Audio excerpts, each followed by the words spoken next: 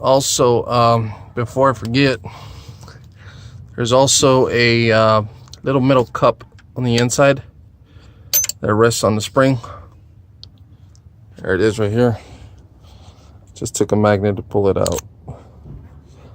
You want to make sure that this part it's got oil on it because it has to stay lubricated to keep everything moving.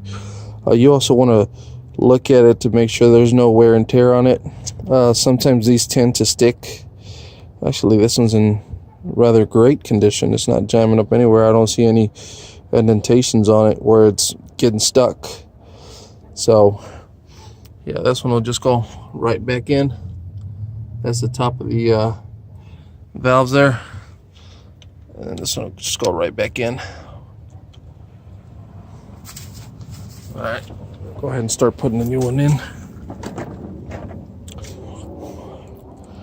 This is our new little gizmo here. This one had to be ordered from AutoZone because nobody really keeps them around. So just line up the fuel line. Then we'll go ahead and put our metal bracket in first.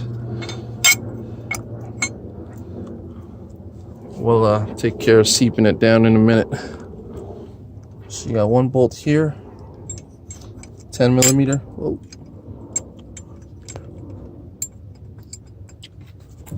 Let's see if I can get the back first. There we go. Back one is just right there. Get one in the front, it's right here.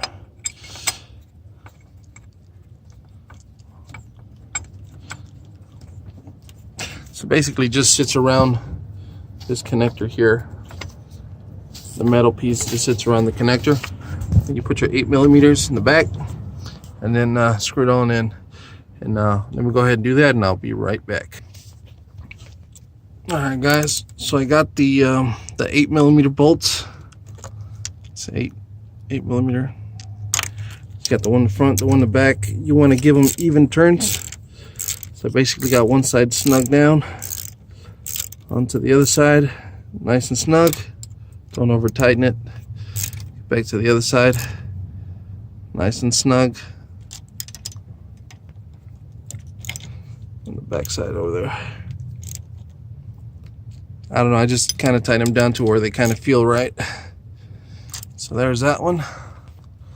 Let's switch out the... Now you got your 10 millimeter. I'm going to do these up here.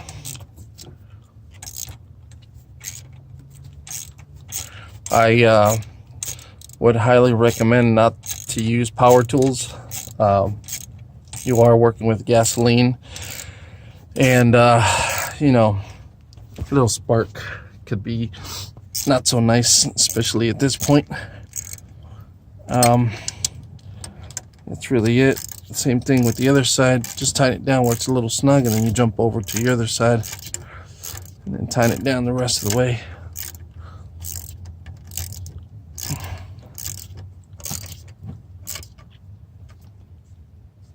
Quarter turn. Quarter turn. Alright, go ahead and get our fuel lines in. And actually I had to back this bolt out just a little bit so I can have some wiggle room to pull this back far enough. When replacing this fuel line, make sure that this goes in as straight as possible, because if you cross-threaded, it's not going to be a pretty day. So might have to put my phone down real quick and kind of do it, but I'm going to have to pull up on it just a little bit and try to get it as straight as possible, and then turn it in by hand. All right, so in order for me to try to get this as straight as possible, I ended up having to loosen up this one down here at the bottom. Please don't forget to put paper towels because there is fuel on the line.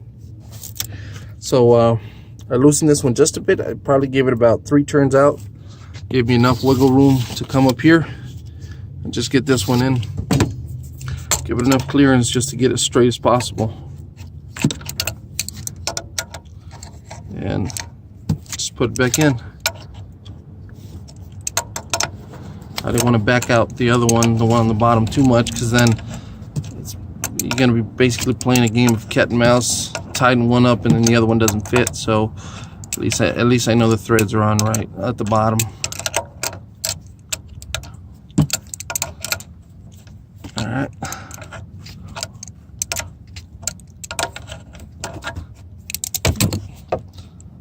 So you always want to use a key. This thing just keeps opening up after a few turns.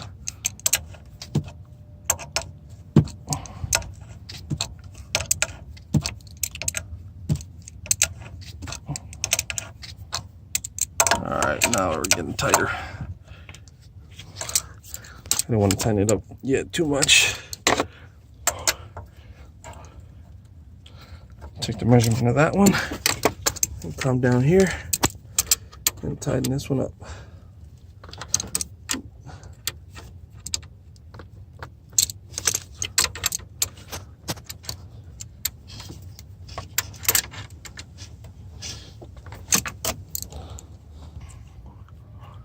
All right, so we got our line down here all nice and tight. A little bit of fuel, not too much, only in the front had some. Anyway, so we got that line tightened down. We got our upper line tightened down already. And of course, let's not forget this bolt here. It's an 8mm. Thread it in by hand as much as I can and just tighten it with the key. Quarter turn.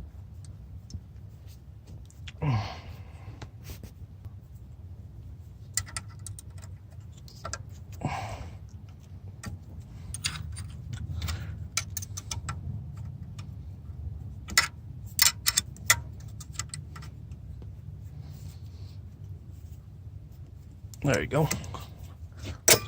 That's that. Let's pull this off. We can go ahead and install our fuel line. Then you'll hear that's how you know it's in. Now remember, guys, to remove the fuel line from the original unit, you press this in and you pull back on these heads, and then the unit should just come right out. So, all right, and all we got to do, let's check it. Go ahead, put the key in the ignition, open the switch, make sure we got no leaks in it.